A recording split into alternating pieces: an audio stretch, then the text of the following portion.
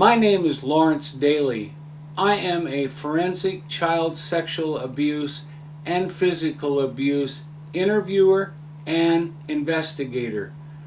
Over the past 2 decades, I have investigated over 5,000 child sexual abuse cases.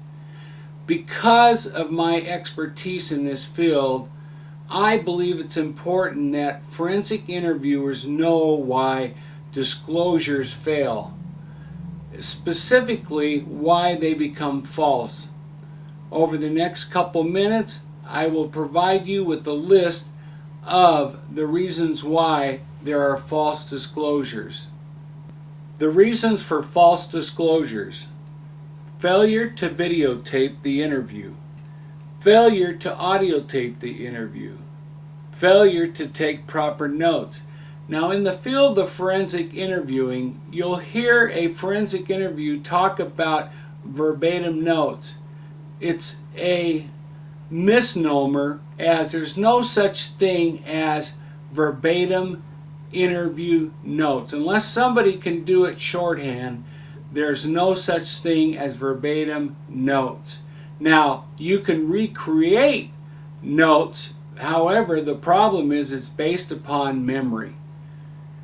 The next step of the reason why interviews fail is the failure to consider all hypotheses. The next is failure to be objective.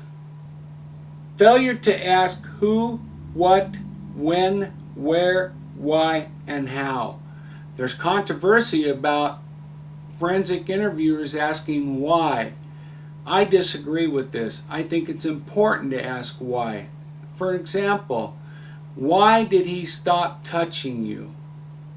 The child will have an opinion if you allow the child to disclose this information.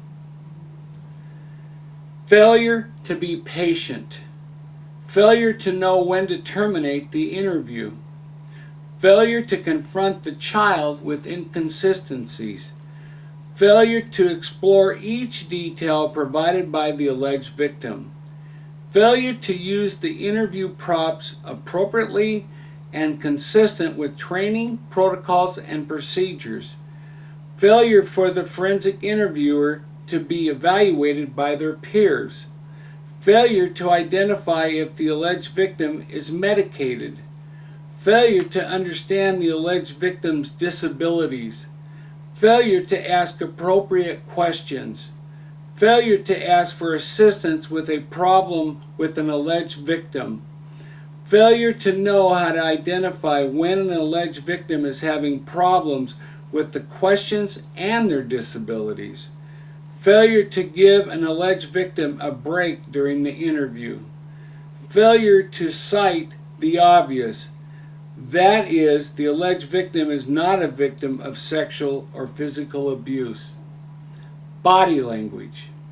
Nodding of the head when requesting an answer from the alleged victim can cause a false disclosure. Changes in the voice by the forensic interviewer, such as inflections during the questioning by the interviewer, can cause a false answer. Failure to read correct affect of the alleged victim. Pressure, verbal pressure. Physical abuse to receive false disclosures. I had a case where a father grabbed the child by the arm, creating bruises on the arm, telling her what to say for the future interview. Improper interview environment. Interruptions during the interview. Outside noise. Too many people in the interview room. Too many props in the interview room.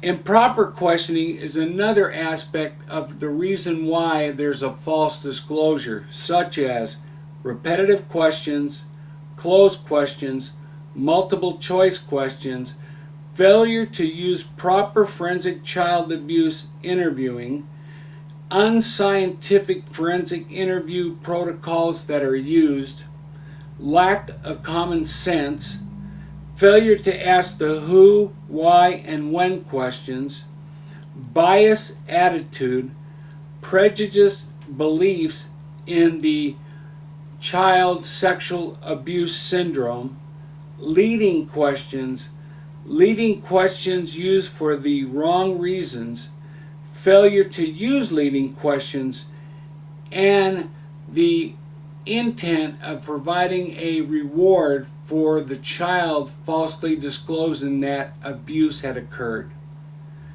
If you need further information on the reasons why a false disclosure occurs, you can call me at 253-852-6702, or you can email me at lwdaly@comcast.net. I hope you've enjoyed this information. Again, thank you.